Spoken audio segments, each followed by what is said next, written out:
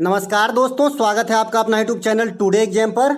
दोस्तों आज है आपका 29 सितंबर 2022 और आज आरआरबी ग्रुप डी की एग्जाम थी। सेकेंड शिफ्ट की एग्जाम समाप्त हो गई थी, लेकिन मैंने आप लोगों को जो है टेलीग्राम पे पहले ही सूचना दे दिया था कि आज मैं थोड़ा लेट हो जाऊंगा, इसीलिए लेट से ही सही लेकिन एनालिसिस का वीडियो लेकर आया हूं। तो चलिए दोस्तों देख लीजिए आज के सेकेंड शिफ्ट में कौन कौन से प्रश्न पूछे गए। इसके बाद हम थर्ड शिफ्ट का एनालिसिस लेकर आएंगे। एक प्रश्न आपको पूछा गया था कि खाने वाला सोडा को गर्म करने पर क्या मिलेगा। दोस्तों खाने वाले सोडा को गर्म करेंगे तो आपको जो है Na2CO3 प्राप्त होगी, यानी सोडियम कार्बोनेट, जिसे धोबन सोडा कहते हैं, यही प्राप्त होगी गर्म करने पर। इसके बाद खाने वाले सोडा का रासायनिक नाम क्या है? Sodium bicarbonate. उसका सूत्र क्या होता है? NaHCO3 होता है। तो इस प्रकार का प्रश्न एक देखा गया। एक प्रश्न आपसे पूछ लिया था यहाँ पर कि पाचन के दौरान भोजन क्षारीय, जब भोजन जो है आपका जैसे पित्त आपका जो है टैलिन मिलता है लार से, तो उसके बाद कहाँ पर जाके भोजन जो है आपका अल्कलाइन बन जाता है, क्षारीय बन जाता है। तो भोजन जो है आपका पित्त रस जैसे ही मिलता है भोजन में, भोजन का माध्यम को क्षारीय कर देता है। बात करें पित्त कहाँ से निकलता है, तो पित्त आपका यकृत से निकलता है, जो हल्का पीले रंग का क्षारीय द्रव है। और ये कहाँ जमा होता है आपका? तो ये पित्ताशय में जमा होता है। कहाँ पर जमा होता है? तो ये पित्ताशय में जमा होता है। तो ये भी ध्यान रखिएगा। एक प्रश्न आपसे पूछ लिया गया था कि इनमें से कौन सा एल्केन ग्रुप से संबंधित है। इससे पहले वाले शिफ्ट में यानी फर्स्ट शिफ्ट में जो है एल्केन का समान सूत्र पूछा गया था, CnH2n+2। यहाँ पे आपको जो है चार जो है तत्वों का नाम दे दिया गया था और आपसे पूछ रहा था कि कौन सा एल्केन ग्रुप से है। तो इस वाले सूत्र को जो भी फॉलो करता होगा सभी आपका एल्केन ग्रुप से हो जाएगा। जैसे अगर आपने N का वैल्यू 1 रखा तो आपका CH4 हो जाएगा, C1H4। N का वैल्यू अगर आपने 2 रखा तो C2H6 हो जाएगा। तो ये मीथेन है, ये इथेन है, तो ये सभी जो है एल्केन ग्रुप से बिलोंग करते हैं।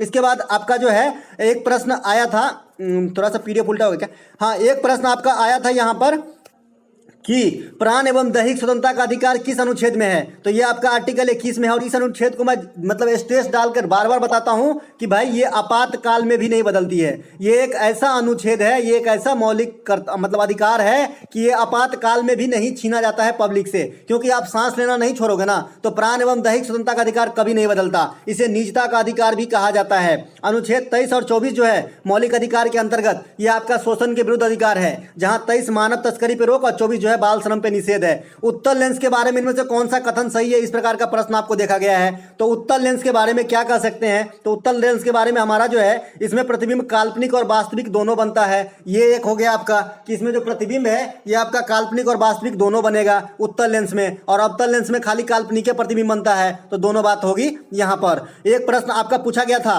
कि नीरज चोपड़ा 2022 में रजत पदक कहाँ जीता है। अब मुझे इसका ऑप्शन नहीं दिया गया है। और सबसे पहले मैं धन्यवाद करना चाहूंगा रमेश रंजन का, जिन्होंने ये सारे क्वेश्चन मुझे जो है टेलीग्राम पे नहीं व्हाट्सएप पे पोस्ट किया है। ठीक है, बहुत बहुत धन्यवाद भाई।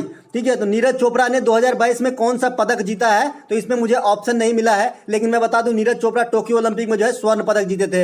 एक प्रश्न यहाँ पे पूछा गया था कि 2022 में राज्यसभा में अधिकतम कितने सीट होता है। आपको याद होगा 17 तारीख से जब एग्जाम शुरू हुआ था उस दिन भी ये क्वेश्चन पूछा गया था, लेकिन मैंने वहां पे बताया था कि जिन्होंने भी 252 मार के आया है उनका गलत हो जाएगा, क्योंकि आपको याद होगा संविधान का 104वां संविधान संशोधन, इसके द्वारा क्या किया गया था। तो जो एंग्लो इंडियन का जो मतलब बहुत दिन से चलता रहा था प्रथा कि भाई लोकसभा में 2 एंग्लो इंडियन और राज्यसभा में एंग्लो इंडियन का नॉमिनेशन किया जाएगा, ये प्रकार का जो है ये हटा दिया गया है। मतलब अब जो है एंग्लो इंडियन नहीं आएंगे संसद के अंदर, ये प्रथा को समाप्त कर दिया गया है। तो अब लोकसभा में मैक्सिमम 550 को होगा और राज्यसभा में मैक्सिमम 250 को होगा। अभी जो है 250 में कहाँ से आते हैं, तो 238 जो है आपका जो निर्वाचन से आते हैं, 12 को राष्ट्रपति मनोनीत करते हैं, जो आयरलैंड के संविधान से प्रेरित है। चलते हैं आगे। एक प्रश्न आपसे पूछा गया था कि इनमें से जो है किसमें 7 सिंगल बॉन्ड होते हैं, इस प्रकार का प्रश्न पूछा गया था। कल पूछा गया था कि बेंजीन में कितने सिंगल बॉन्ड होते हैं, आज पूछा गया कि कितने सिंगल बॉन्ड होते हैं इनमें से।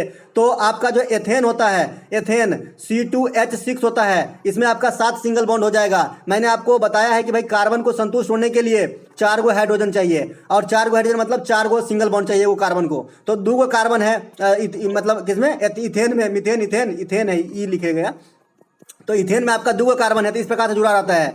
अब हर जगह आप जो है हाइड्रोजन लगा दीजिए।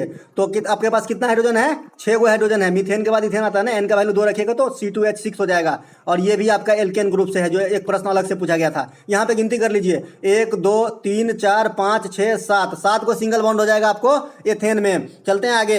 एक प्रश्न पूछा गया था, ये भी रिपीट किया हुआ प्रश्न है, 2022 में विश्व चैंपियनशिप में कौन से गोल्ड मेडल जीती? तो आपका निखत जरीन, जो मैरी कॉम के जो है लिस्ट में शामिल हो गई, क्योंकि इससे पहले जो है मैरी कॉम ने एक कारनामा कर चुकी है, वो भी एक बार नहीं 3 बार या 4 बार कर चुकी है। ठीक है, तो निखत जरीन ने इस बार जो है बॉक्सिंग में जीती है, और ये जो है आपका तेलंगाना का रहने वाली है।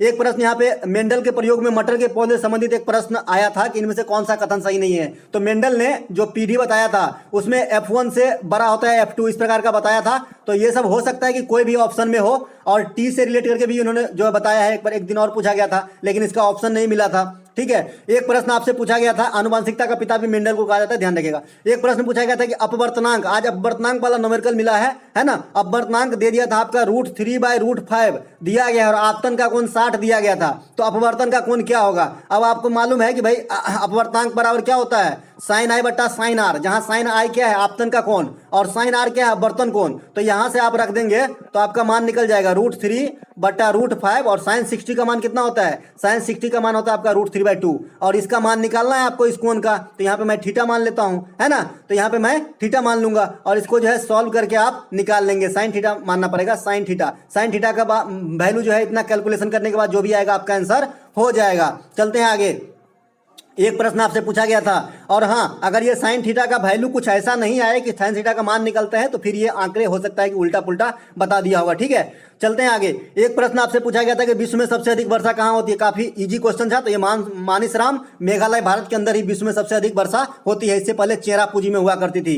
एक प्रश्न आपसे पूछा गया था, ये तो बता ही दिए, खाने वाले सोडा को गर्म करने पर जो है सोडियम कार्बोनेट प्राप्त होगी, पित्त का जो है क्षारीय बना देता है, एल्केन ग्रुप भी हो गया था। इसके बाद एक प्रश्न आपसे पूछा गया था कि हीट या उष्मा का सही समीकरण कौन सा है? तो उष्मा का सही समीकरण सब दिन पूछा जाता है, H बराबर I²RT। या तो न्यूमेरिकल पूछता है या डायरेक्ट फार्मूला को हिट करता है, लेकिन आपको छोड़ना नहीं है, आपको नियमित पढ़ते पढ़ते जाना ही है कि ठीक है। आज जितने भी न्यूमेरिकल पूछेंगे, अधिकांश सूत्र ही पूछेंगे, ऐसा आप देखेंगे H बराबर I²RT होता है, और H बराबर आप VIT भी कर सकते हैं ओम के नियम से। इसको भी सॉल्व करेंगे तो इतना ही हो जाएगा। चलते हैं आगे। एक प्रश्न यहाँ पे पूछा गया था कि न्यूलैंडस के जो अष्टक का नियम है उसमें कौन सा 2 तत्व है जो समजाती है, मतलब एक जैसे गुणधर्म रखते हैं? तो ये आपका बेरिलियम और मैग्नीशियम, जो न्यूलैंडस का अष्टक का नियम है, इसमें समजातीय तत्व को जो है चिन्हित किए गए हैं। इसके बाद एक प्रश्न पूछा गया था कि लेंस की क्षमता और फोकस दूरी में क्या संबंध है? देखिए, डायरेक्ट सूत्र भी आपसे पूछ लिया जा रहा है। तो लेंस की क्षमता और फोकस दूरी में क्या संबंध है कि भाई P बराबर क्या हो जाता है? 1/f metre. इससे पहले वाले शिफ्ट में मैंने चर्चा किया था, और ये डायोप्टर होता है, लेकिन इसको जो है आपको हमेशा मीटर में बदलना है, सेंटीमीटर में देकर जो है आपका काम बिगाड़ना चाहता है एग्जामिनर। एक प्रश्न यहाँ पे लेंस का सूत्र भी आप देख लीजिए, ये 1/f बराबर 1/v-1/u। हालांकि इस पे आज न्यूमेरिकल नहीं मिला है मुझे। एक प्रश्न यहाँ पे पूछा गया था कि सरहुल त्योहार किस राज्य में मनाया जाता है? दोस्तों, सरहुल त्योहार रिपीट किया गया है, झारखंड में मनाया जाता है सरहुल त्योहार। एक प्रश्न आपसे पूछ लिया गया था कि गोलीय दर्पण की आवर्धन क्षमता का सूत्र क्या होता है? अभी कोई क्वेश्चन है जी, कल ही बताए हैं कि दर्पण में -v/u और लेंस में खाली v/u। तो लेंस का आवर्धन क्षमता पूछेगा, m का वैल्यू तो v/u, और दर्पण में पूछेगा तो -v/u। तो आज जितने भी न्यूमेरिकल पूछे गए सभी सूत्र बेस्ट पूछे गए। एक प्रश्न आपसे पूछा गया था कि बुद्ध पूर्णिमा किस महीने में मनाया जाता है? तो ये बैसाख के महीने में मनाया जाता है। बहुत बहुत धन्यवाद यार, इतने अच्छे क्वेश्चन, पूरा का पूरा ऑप्शन तो नहीं मिला, लेकिन क्वेश्चन एकदम मतलब टूटी फूटी नहीं है, पूरा रखा है, इनका रिजल्ट तो पक्का है। लीप ईयर से संबंधित एक प्रश्न आया था, हालांकि ये रीजनिंग के सेक्शन में था, तो मैं यहाँ पे छोड़े सी करके चलता हूँ। एक प्रश्न आपसे पूछा गया था कि सत्र न्यायालय से हाई कोर्ट को जो मामला को जो ट्रांसफर करता है, कोई भी केस वगैरह, तो ये कौन कर सकता है? तो आई थिंक ये सुप्रीम कोर्ट कर सकता है, मुझे ऑप्शन नहीं प्राप्त हुआ है। सुप्रीम कोर्ट जो है, हो सकता है कि जो निम्नतम न्यायालय है उसका जो केस है उच्चतम न्यायालय में ट्रांसफर करने का आदेश दे। ठीक है। एक प्रश्न यहाँ पे ब्रिटिश सरकार ने ईस्ट इंडिया कंपनी संबंधित एक प्रश्न आया था, तो मैं बता दूं ईस्ट इंडिया कंपनी की स्थापना जो है ये आपका 1608 ईस्वी में हुआ था, और ये बस, और 1600 ईस्वी में जो है 1608 में फैक्ट्री लगाई थी, और 1600 में जो है गठन किया गया था। और जब फैक्ट्री लगाई थी उस समय जहांगीर का शासन था, और जब गठन हुआ था उस समय अकबर का शासन था, क्योंकि अकबर 1605 ईस्वी में मर गया था। तो इसके बारे में मैं इतना ही बता सकता हूं। लेकिन क्वेश्चन क्या था, एक पूछा गया था ईस्ट इंडिया कंपनी से, लेकिन ये क्वेश्चन नहीं पूछा गया था। एक प्रश्न यहाँ पूछा गया था कि इनमें से कौन सा शास्त्रीय भाषा नहीं है? ऑप्शन में मैथिली दिया गया था। मैथिली जो मेरा रीजनल लैंग्वेज है प्रॉपर, तो ये शास्त्रीय भाषा नहीं है। हालांकि ये अष्टम सूची में शामिल है बैस भाषा में, लेकिन ये शास्त्रीय लैंग्वेज नहीं है। शास्त्रीय लैंग्वेज कौन कौन से है? तमिल, तेलुगु, मलयालम, कन्नड़, ओडिया, संस्कृत, यही 6 गो है। इसके अलावा अलावा ये जो शास्त्रीय भाषा की दर्जा प्राप्त करने के लिए 1500 से 2000 वर्ष पुरानी होनी चाहिए। ये बात सब आप जानते ही हैं, सब दिन पढ़ाते हैं दोस्तों। एक प्रश्न यहाँ पे, किस कारण जो है पुताई किया हुआ दीवार काफी चमकदार दिखता है? तो जो पुताई करते हैं दीवार को, तो शुष्क बुझा हुआ चूना जो है कैल्शियम कार्बोनेट रिफॉर्म कर लेते हैं और ये जो है आपका जो है चमकने लगता है, दीवार काफी चमकदार भड़कदार दिखने लगता है। खास करके उसमें जब नील मिला देते हैं तो और चमकने लगता है। तो यहाँ पे कैल्शियम कार्बोनेट ऑप्शन में दिया गया था और यही राइट आंसर हो जाएगा। दोस्तों जो भी प्रश्न मुझे भेजे गए वो सभी प्रश्नों को आपके सामने लेकर आए। अगर अच्छा लगा हो तो लाइक कर लीजिएगा और ये पीडीएफ आप टेलीग्राम से आपको हर सवेरे 8 बजे मिल जाता है फ्री में, तो ले लीजिएगा। इसके अलावा थर्ड शिफ्ट का एनालिसिस लेकर आते हैं और आप लोगों से अनुरोध है कि किसी का अगर थर्ड शिफ्ट का एग्जाम है तो मुझे क्वेश्चन पोस्ट कर दिया जाए कीजिए। ठीक है, धन्यवाद साहब।